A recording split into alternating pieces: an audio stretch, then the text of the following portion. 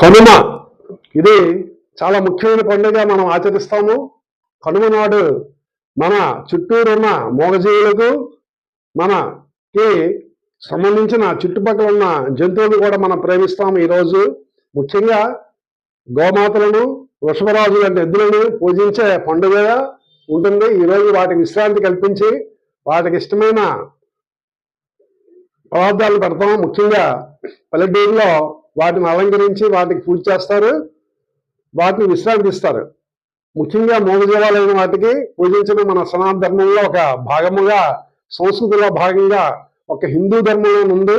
అట్లాగే పాలపెట్టలకు మరియు పిచ్చుకలకు సంబంధించి వాటి ధాన్య కొంతలు వేలాడవేయడం కూడా అలవాటుగా ఉంది.